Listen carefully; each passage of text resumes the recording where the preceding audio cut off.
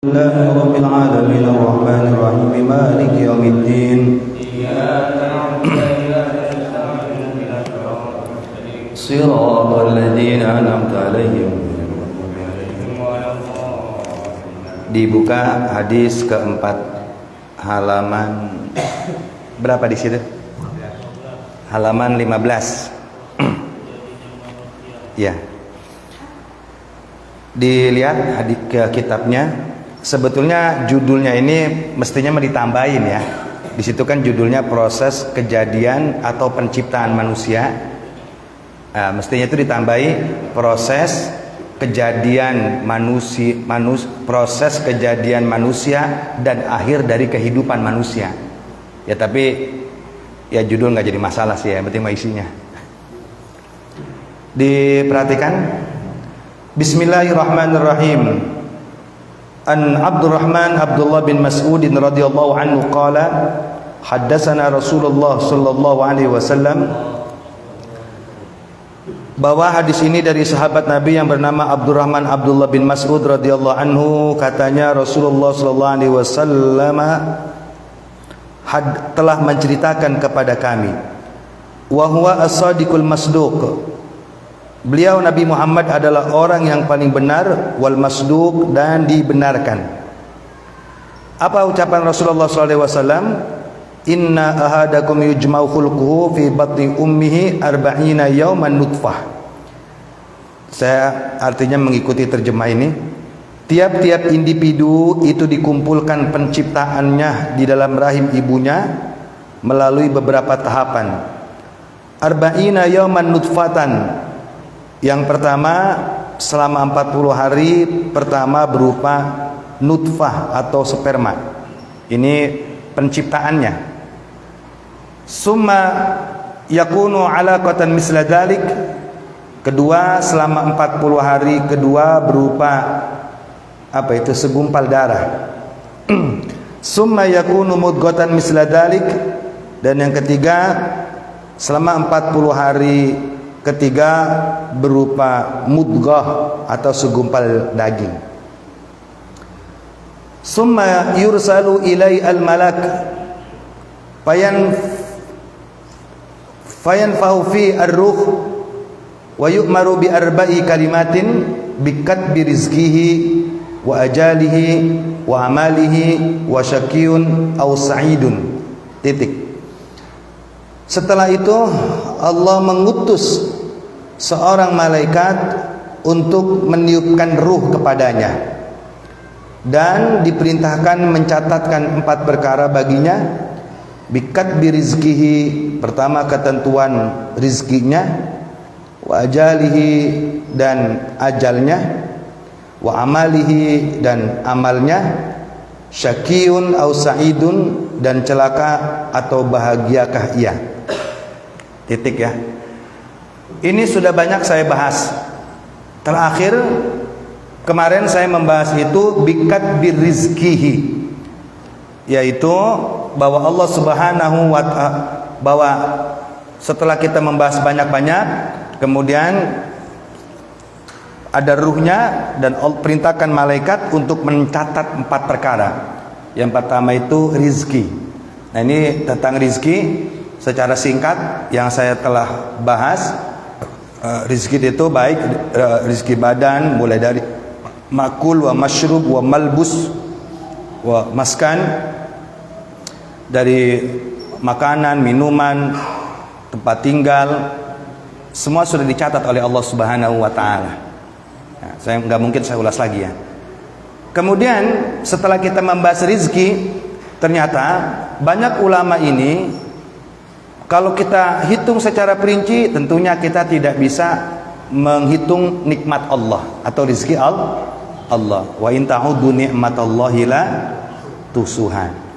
Namun meskipun kita tidak bisa menghitung nikmat Allah secara tafsil, kita melanjutkan ucapan Imam Baydawi di dalam kitab Nuruz Zolam, bahwa Al-Imam Baydawi di dalam kitab Nuruz Zolam syarah kitab Aqidatul Awam berkata, saya bacakan, sebagian sudah saya bahas tapi saya bacakan saja. Wa qala, dan telah berkata Al-Baydawi, Imam Baydawi, wa ni'amullahi ta'ala wa in kanat lah tusa. Imam Baydawi berkata, nikmat-nikmat Allah meskipun tidak dapat kau hitung, tanhasiru fi jinsaini, namun dapat diringkas fi jinsaini dalam dua jenis, dunyawiyun wa ukhrawiyun. Yang pertama nikmat duniawi, kedua nikmat ukhrawi. Udah kita bahas itu. Padunyawiyu, dan adapun nikmat dunia. Jadi nikmat dunia dan akhirat. Padunyawiyu, dan adapun nikmat dunia kismani. Nah, nikmat dunia terbagi lagi menjadi dua, wahbiyun wa kasbiyun. Yaitu nikmat dunia terbagi lagi menjadi dua. Yang pertama wahbi, yang kedua kasbi. Pal wahbiyu kismani. Nah, nikmat wahbi itu adalah nikmat yang tidak kita request kepada Allah, kita tak minta kepada Allah, Allah berikan. Itu namanya wahbi, nggak minta dikasih sama Allah. Kemudian pal wahbiyu kismani. Kemudian nikmat wahbi yang dunia terbagi lagi menjadi dua, yaitu ruhaniyun kana fakhruhi fil abdi wa isyrafi bil aqli. Ini hanya saya bacakan karena penjelasannya sudah. Nah, nikmat wahbi terbagi, nikmat wahbi yang tidak diusahakan tapi Allah beri, terbagi dua. Yang pertama ruhani, seperti Allah meniupkan ruh, atau malaikat maksudnya ya. Allah perintahkan malaikat meniupkan ruh fil abd kepada seorang hambanya, wa isyrafi bil aqli, dan memuliakannya dengan mempunyai akal. Wama, dan sesuatu yatabi'u, yang mengikuti akal. Apa yang mengikuti akal itu? Kal qawi kal fami wal fikri wal nutqi, seperti daya ucap yang bagus, daya fikir yang bagus. Lah ini kan kita nggak request sama Allah, langsung Allah beri. Kita nggak request kita terlahir dari siapa, ya kan? Ya, apa artinya ini diberi oleh Allah Subhanahu wa taala. Itu enggak request. Ya itu. Ini udah saya bahas ya, maka saya cepat ngomongnya. Qaul badan. Kemudian mana ruhani. Wa bin ruhani wa syarika kalfi wa natu wajh kalau badani. Kemudian wal kasbi, nikmat wahbi tadi itu seperti ruh. Kedua nikmat dunia kasbi. Nikmat dunia kasbi juga saya bahas juga. Jadi yang pertama itu ruh, penciptaan ruh, kita terlahir dari siapa, dimuliakan dengan akal dan sesuatu yang mengiringi akal, kal fikri wan nutqi wal fahmi, daya pikir yang bagus, daya paham yang cepat, dan daya ucap yang mahir. Itu dari Allah Subhanahu wa taala. Itu tanpa kita minta. Kemudian wal kasbiyu, dan ada nikmat dunia yang kasbi. Kasbi itu apa?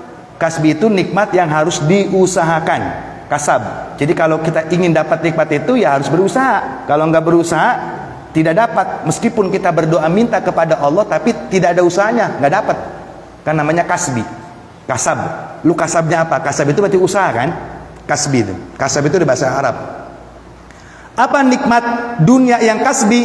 Tazkiyatin, seperti tazkiyatun nafsi anir rodail wa tahliyatiya bi akhlaqil mardiyah. Seperti membersihkan jiwa, membersihkan nafsu anir rodaili, dari sifat-sifat yang tercela. Apa sifat tercela itu? Sombong, hasud, ghibah, namimah, kepengen dipuji. Nah, ini sifat-sifat ini kita usahakan, kita bersihkan. Bersihkan itu dengan cara diusahakan agar hilang ujubnya, agar hilang malasnya. Nah, sifat malas itu sifat apa? Sifat malas itu kan kurang bagus dalam ibadah. Bagaimana itu bisa hilang? Kita usahakan untuk menghilangkan itu. Jadi ini ridho, tawakal, zuhud, ma'rifat adalah sifatul kasab. Ridho, tawakal, zuhud itu adalah sifat kasab. Kalau orang pengen ridho, maka berusaha ridho. Kalau orang pengen dapat sifat sabar, maka berusaha sabar. Kalau orang pengen ikhlas, maka berusaha untuk ikhlas. Jadi semuanya ada usaha, tidak datang sendiri. Paham kira-kira? Jadi orang yang ingin dapat ridho, ingin dapat hidayah, ingin dapat tawakal, ingin dapat zuhud, ya harus berusaha sabar, berusaha ridho, berusaha tawakal, berusaha ikhlas.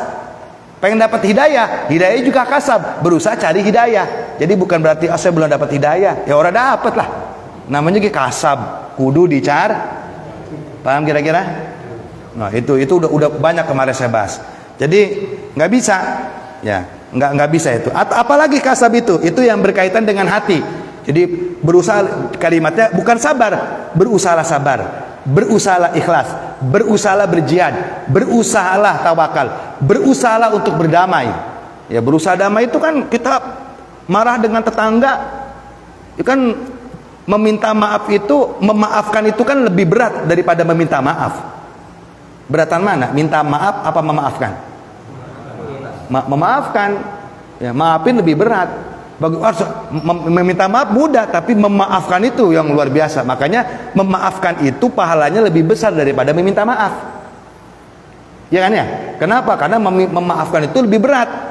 Jadi enak aja ngomong minta maaf. Tapi kita yang dizolimi, ya tapi nilainya lebih, pahalanya lebih besar memaafkan daripada meminta maaf. Pengen lebih besar lagi, sebelum dia minta maaf kita sudah memaafkannya. Wah, itu luar biasa itu. Ya, jauh dah kalau ketemu kita, minimal kita memaafkan orang yang meminta maaf. Paham ya? Nah itu. Nah ini kan tapi saya ngomong udah memaafkan, tapi hati saya kagak ridho. Lah memaafkan itu sifat kasab, berusaha untuk memaafkan. Gitulah. Paham ya? Berusaha memaafkan, berusaha meminta maaf, semua itu kasab. Ilmu, kasab, pengen punya ilmu, ya duduk. Yang berkaitan dengan wahusul ja'i wal mal. Nah ini yang terakhir. Termasuk kisah sifat kasab itu apa? Husul ja'i wal mal. Seperti kita pingin menghasilkan mal, harta. Berarti ini kaitannya sama badan. Harta berarti kaitannya pengen punya gaji.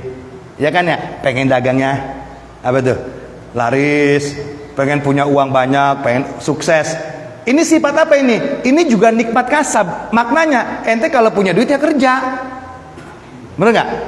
Aduh, pengen banget jadi orang sukses gua. Tiap malam tahajud terus, doa terus. Tapi nggak kerja. Lah itu tandanya lu miskin. Paham? Bukan cuma itu, berdoa, berusaha, gitulah. Karena harta, jabatan itu adalah kasab. Ya harus usaha, nggak datang sendiri, enggak. Maka semua ulama dulu itu ada usahanya. Ya, Syekh Abdul Qadir, hatta Rasulullah sallallahu alaihi wasallam, sampai Nabi Muhammad pun dagang. Karena itu nikmat kasab. Jadi ya kalau pengen harta ya cari duit. Paham? Makanya ustadz itu ya harus ada maisyahnya juga gitu kan. Mal dan mencari harta itu banyak. Bahkan ada ulama-ulama dan kiai-kiai juga secara zahir, secara materi udah kaya.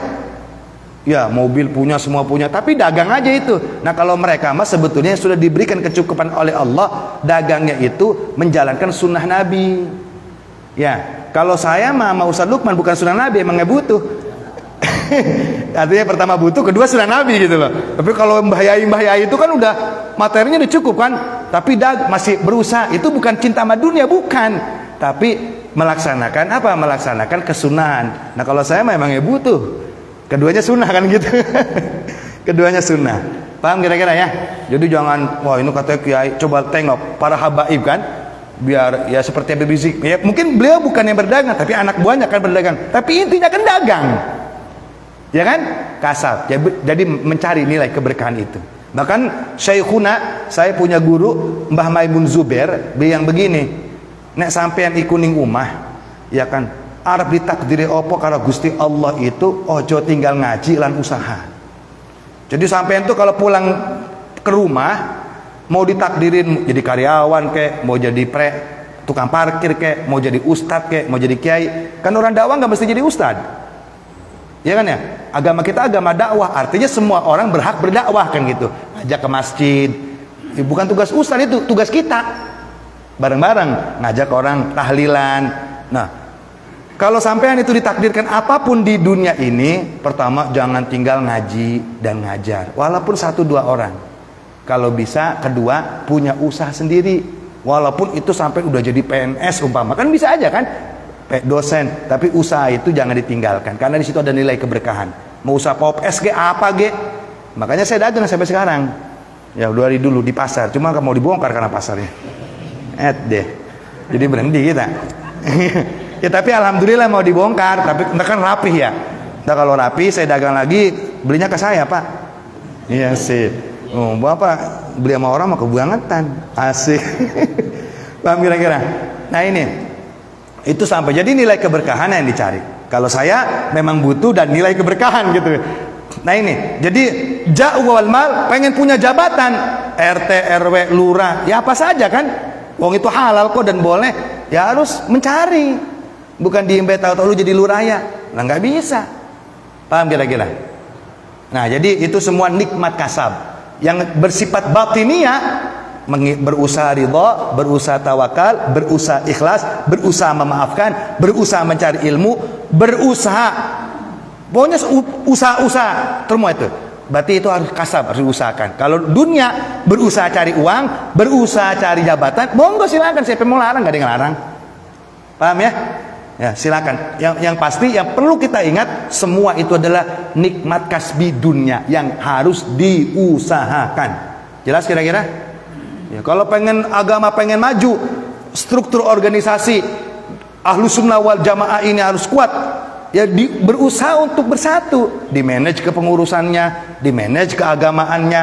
Jangan ngomong udah biarin masjid rumah Allah, musuh-musuh Allah juga nggak bakal ke masjid, tapi ada di depan kita musuh Allah, udah biarin nanti Allah saja yang akan memusnahkannya, kita diem aja. Nah, ini kan goblok. Nah, itu kan nikmat kasab semuanya. Berusaha, dan usaha kita itu menjadi nilai ibadah kita, gitu loh. Nggak ada yang sia-sia. Usaha kita itu nilai ibadah kita. Jangan sampai ada kalimat biar agama Allah, Allah sendiri yang akan memeranginya. Emang Tuhan mau perang sama lo? Ya, Tuhan perang, kita yang disuruh usaha. Nah, usaha kita ini tidak akan terlepas dari takdirnya Allah. Dan terus buat apa kalau kita usaha tapi tidak akan terlepas? Usaha kita itu ibadah. Kita mah ke situ larinya. Usaha kita itu ibadah. Paham kira-kira? Nah, ini usul jawal mal. Jangan sampai tidak punya kontribusi sama sekali. Ngomong kritiknya bisa banget. Padahal kontribusinya baik untuk keagamaan, untuk pemberitaan kagak ada. Kontribusinya cuma ngeritik doang, ngejelek-jelekin pengurus doang. Paham? Nah, itu norak itu. Tapi ya kerjaan dia memang begitu profesinya ya. Biarin aja udah. Paham kira-kira? Jelas kira-kira? Nah, ini terus berusaha. Nah, ini sifat kasab. Ya, sifat kasab. Jadi nikmat dunia ada dua. Dunia wahbi dan kasbi. Wahbi tanpa diusahakan, seperti ruh, akal, nggak request. Yang kedua kasab. Kasab itu diusahakan, tazkiyatun nafas, membersihkan jiwa dari sifat anir, dari sifat buruk, hasad, gibah. Usahain pak. Timbul lagi benci, astagfirullahalazim, ngapa gua ngeliat muka dia enak banget ya, lihat lagi, enak lagi, astagfirullahalazim, lihat lagi, enak lagi, astagfirullahalazim. Sampai kapan? Sampai kagak enak. Kalau enaknya belum hilang, jangan berhenti. Kan namanya kasab. Jadi kalau nanyanya sampai kapan? Sampai hilang. Kita pengen marah kepada dia, ya kan, tahan, jangan diucapin. Kan sifat usaha, godob, menahan emosi juga sifat kasab. Jadi berusaha menahan emosi. Berusaha tuh, berusaha mau marah, tahan. Tahapan pertama, udah tahan aja, jangan diucapin. Tapi saya pengen maki-maki, silakan maki-maki dalam hati, jangan diucapin. Maki-maki aja dalam hati. Belajar pertama mah. Mohon maaf ya, ini contoh ya. Dalam hati tuh, maki-maki itu tetangga kita. Dalam hati jangan diucapkan, dasar tetangga, setan, iblis, kunyuk. Silakan, nggak apa-apa. Dalam hati tapi jangan diucapkan. Kalau diucapkan berantem. Ya, dalam hati. Kalau hati mah nggak kedengeran. Maki-maki pada hati kita. Nah, kalau kita udah bisa menjaga lisan kita menjaga lisan kita tidak bisa sallallahu alaihi Nabi Muhammad. Jika kita sudah bisa menjaga lisan kita tidak mengucapkan sesuatu yang kotor, diucapkannya dalam hati, kalau udah bisa, tahapan yang kedua. Apa tahapan yang kedua itu? Hilangkan, taubati, istighfari, astagfirullahaladzim, hilangin. Tahapan pertama bukan ngilangin kan, tapi udah maki-maki aja di dalam hati. Kalau udah bisa nggak ngeluarin, taubati. Paham kira-kira? Kalau udah ditaubati, udah hilang, baru yang ketiga musyahadah. Lakukan itu karena disaksikan oleh Allah. Kalau dalam ilmu tasawuf, maqam pertama maqamul mujahadah, maqamul muraqabah, maqamul musyahadah. Memang begitu. Paham? Nih Bapak ngaji pengen ngomong baik. Jangan ngomong, Pak. Udah ngomong mah di dalam hati ge. Kesel sama saya, ngajinya lama. Udah maki-maki saya, tapi dalam hati. Biarin nggak apa-apa, asal jangan diucapin marah saya. Ya, udah maki-maki saya tuh di dalam hati tuh. Jangan dikeluarin. Kalau udah bisa, tahapan kedua apa?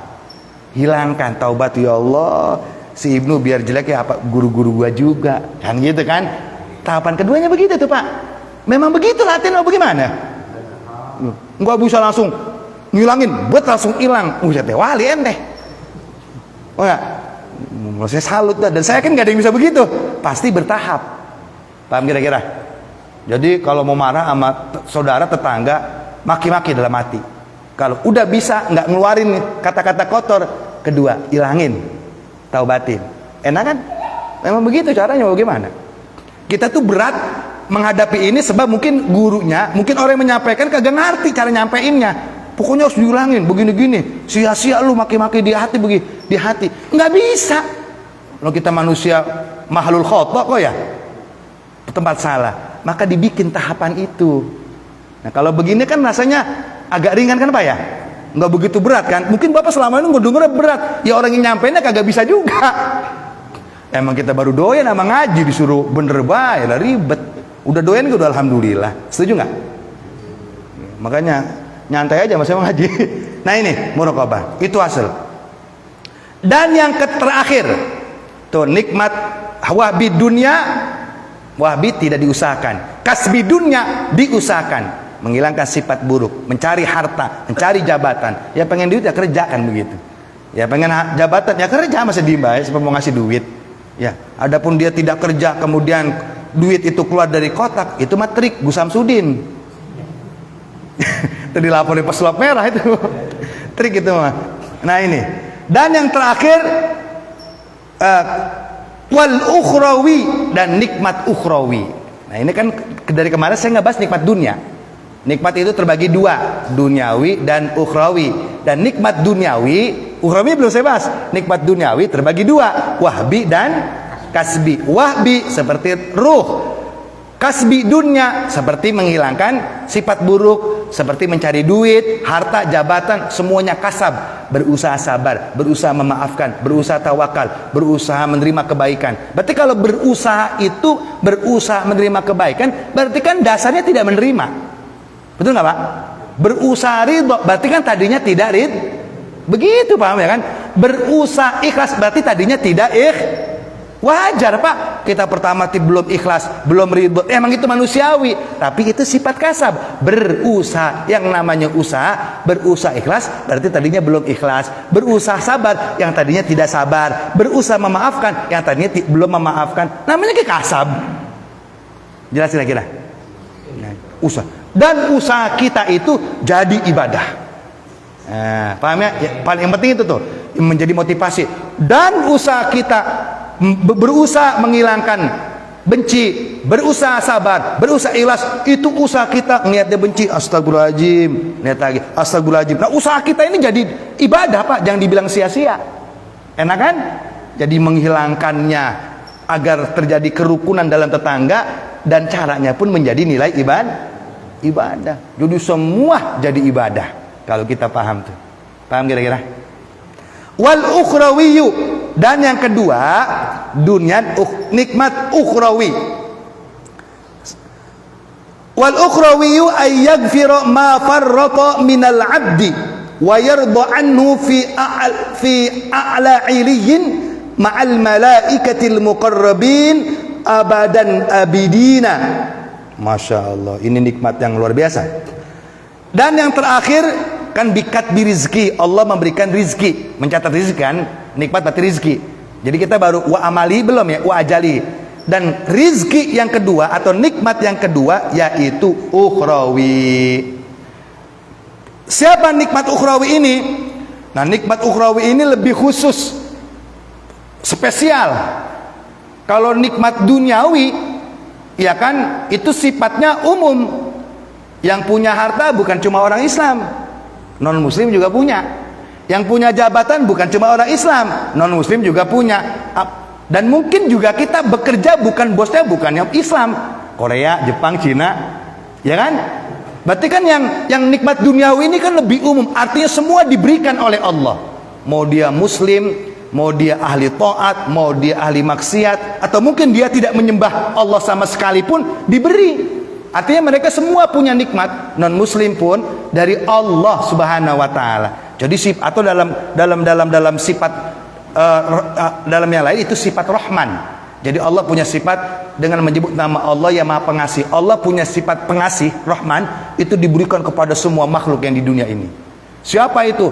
Manusia. Manusia siapa? Yang taat, yang tidak taat, yang ahli taat, yang ahli maksiat, ya kan, yang ahli zikir, yang ahli mabok, semuanya dapat. Buktinya mereka bisa makan, bisa minum, itu semata-mata dari Allah. Bahkan saya sering bilang, tidak boleh kita meyakini bahwa rizki yang dimiliki, jabatan yang dimiliki oleh orang yang maksiat non muslim bukan dari Allah. Justru malah nggak boleh. Kenapa nggak boleh? Karena secara tidak langsung kita meyakini ada Tuhan yang bisa memberikan rizki selain Allah. Padahal tidak ada. Allahu khalaqakum wa ma ta'malun. Allah yang menciptakan antum dan menciptakan rezeki antum, dan semuanya dari Allah. Paham kira-kira? Masalahnya bukan di situ. Bagaimana rezeki itu diberikan kepada kita, dipakai ibadah enggak? Itu yang jadi ukuran. Paham kira-kira? Ya, jadi yang duniawi mah semua dapat. Semua dapat tanpa pandang bulu. Jadi nikmat Rahman tuh yang duniawi. Jadi nikmat Rahman Allah letakkan di dunia dan di akhirat. Itu atau disebut dengan duniawi yang wahabi ataupun kasbi. Bukan cuma bangsa manusia, ikan juga makhluk ya Allah kan. Kecoa, kutu, apalagi Bapak tahu? Merki, ya, pokoknya ya itu bagian, tidak ada makhluk yang tidak diciptakan Allah, semua dari Allah. Merki, kecoa, nyamuk dari Allah juga. Belum yang tidak kita ketahui, dan yang tidak kita ketahui itu lebih banyak daripada yang kita ketahui.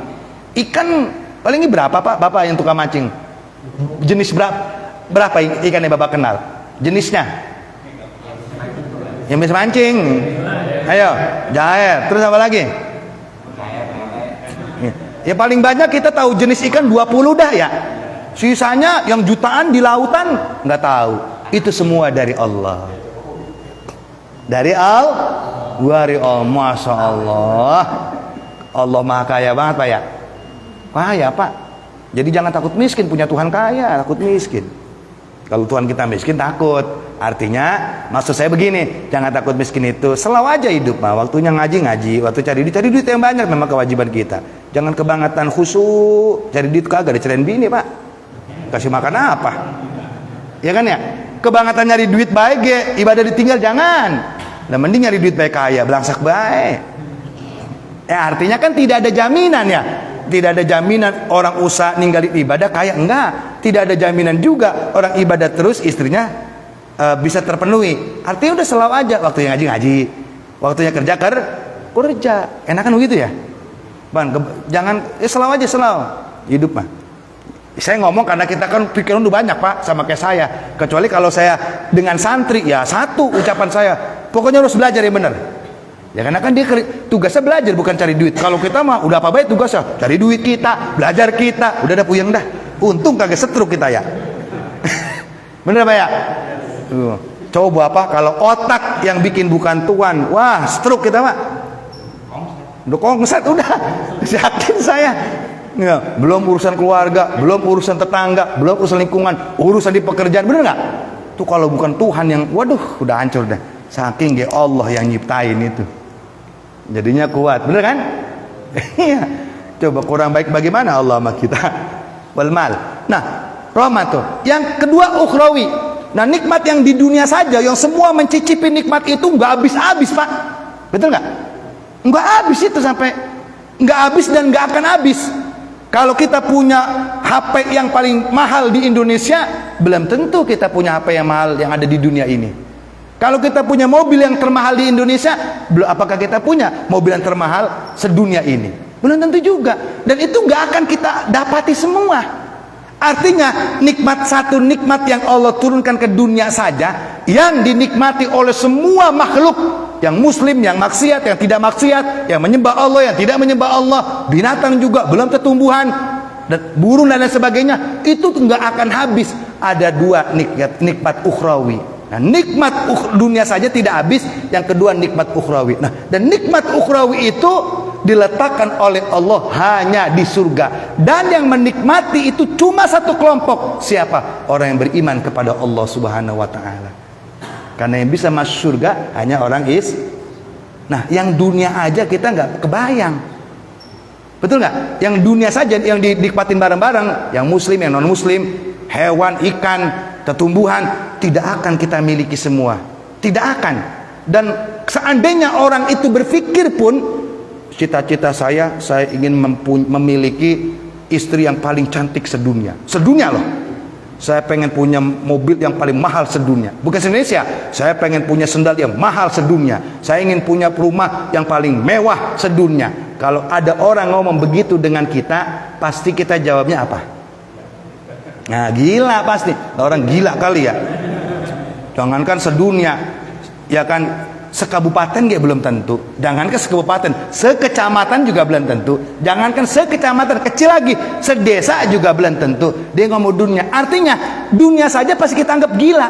Nah, sekarang itu dinikmati semua. Dan akhirat, nikmat ukhrawi itu cuma di surga. Dan surga wajib kita meyakini hanya orang Islam masuk surga. Cuma orang Islam, Pak. Berarti nggak bisa kita bandingin nikmatnya bagaimana. Orang yang bareng-bareng kita bilang gila, bagaimana orang yang satu kelompok? Iya kan? Maka orang yang membayangkan nikmat surga seperti apa, cantiknya bidadari seperti apa, jawabannya lebih gila daripada yang gila. Betul nggak? Karena tadi orang ngomong di dunia saja, kita bilang gila kan? Orang yang pengen cita-cita pengen punya mobil termahal sedunia, istri tercantik sedunia, HP termahal sedunia, sendal termahal, rumah termewah sedunia, kita anggap gila. Sedangkan bareng-bareng. Nah, kalau orang itu membayangkan nikmat akhirat kemudian dibandingkan, itu lebih gila daripada yang gila. Paham? Nggak bisa. Masya Allah. Paham kira-kira? Cuma satu kelompok tuh. Jadi santai aja hidup mah. Kudu manas kalau orang bisnis mah, Pak. Mesti panas, tapi panas dalam kebaikan. Panas dalam kebaikan itu lebih beradab, sebetulnya bahasanya bukan panas, fastabiqul khairat. Ya, ini mah bahasa saya biar paham.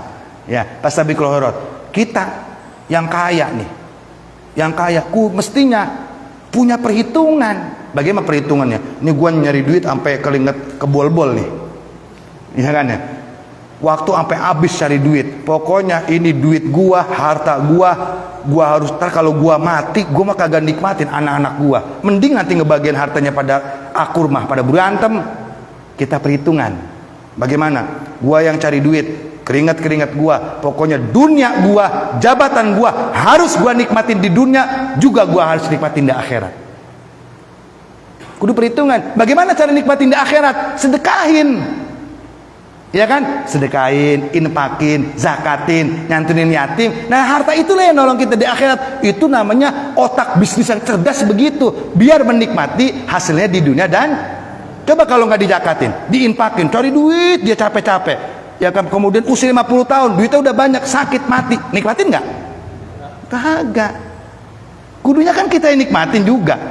Tapi kita nggak bisa bawa harta kita itu sendiri. Titipin. Makanya sebetulnya ngasih ke masjid, ngasih infak ke masjid, hibah ke masjid, ke anak yatim, hakikatnya kita bukan ngasih, bukan menitipkan harta kita kepada mereka gitu loh. Nanti ya, kenapa? Bahasanya menitipkan, karena menitipkan nanti akan diberi lagi. Di mana? Di akhir. Itu caranya begitu mestinya. Paham kira-kira? Itu otak bisnis yang mantap itu begitu sebetulnya. Jelas?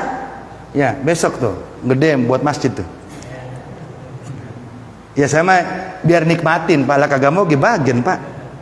Ya, cuma ngebilangin saya mah. Ya, nggak percaya mati dapat habis sedekah. Mau? Nah, wal ukhrawi.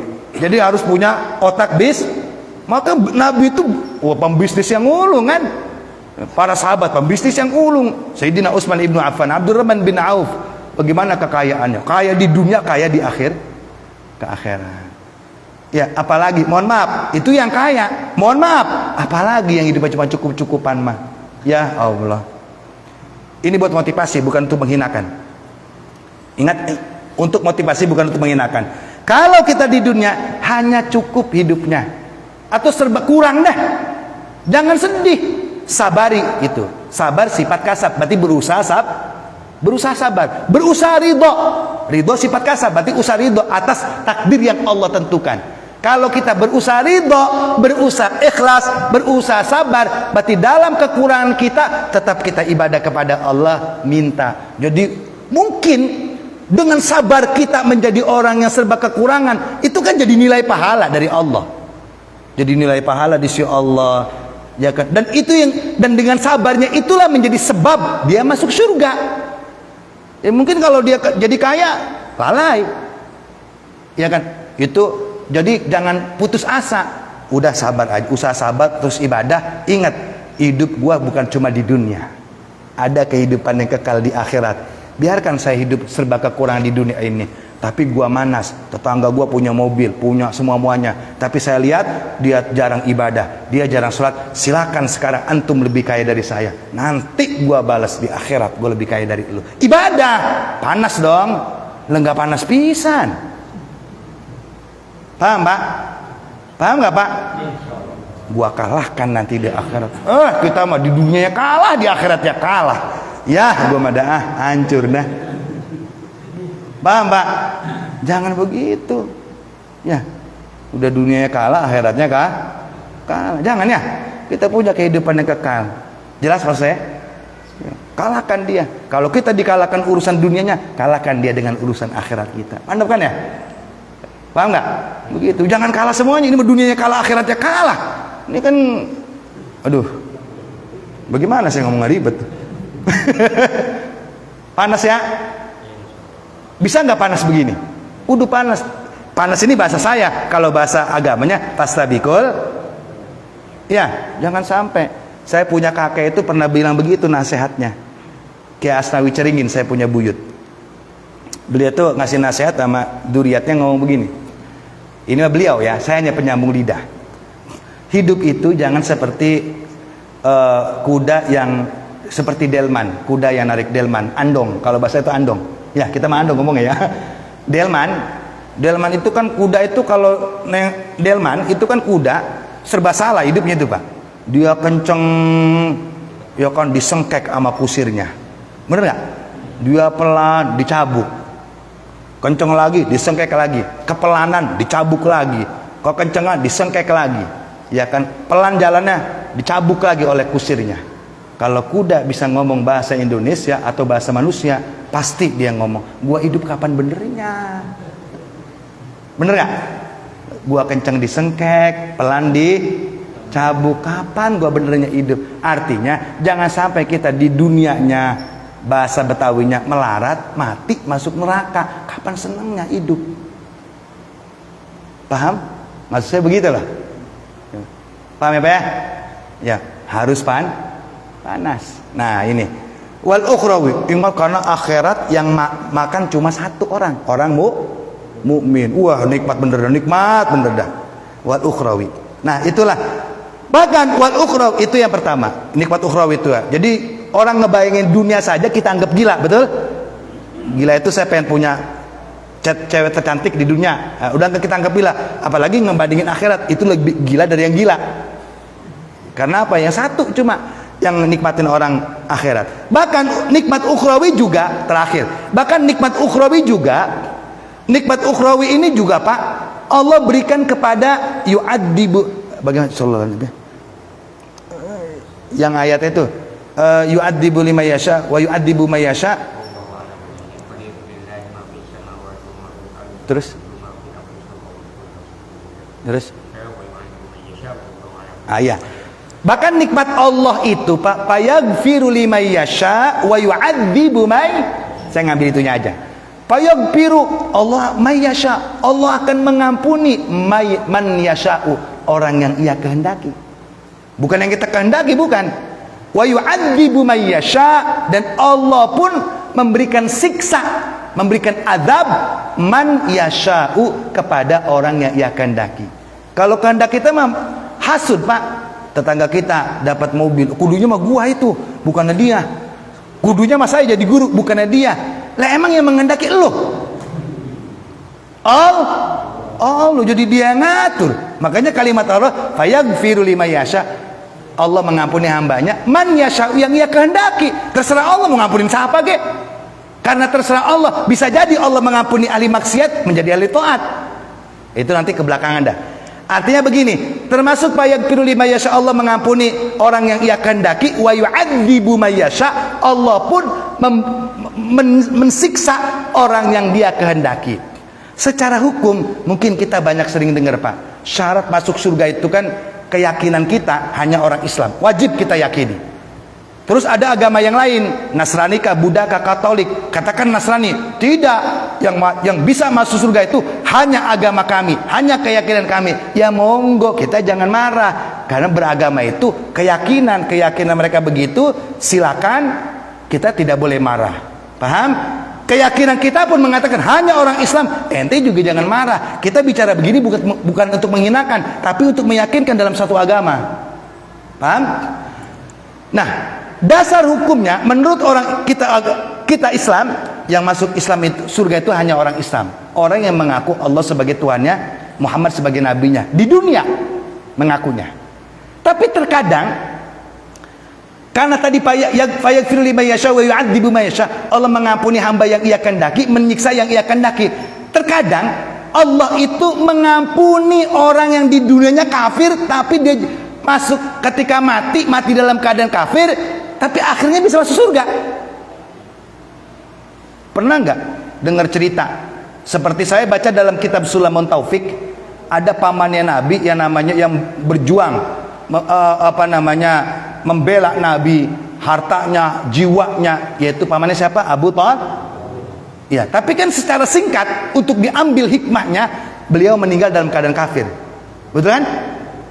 Dalam keadaan kafir kan meninggal di pangkuan Nabi, sampai Nabi yang memohon kepada Allah, ya Rabb, masukkanlah pamanku ke dalam surga. Allah turunkan ayat, innaka la tahdi man ahbabta walakin Allah yahdi man yasha.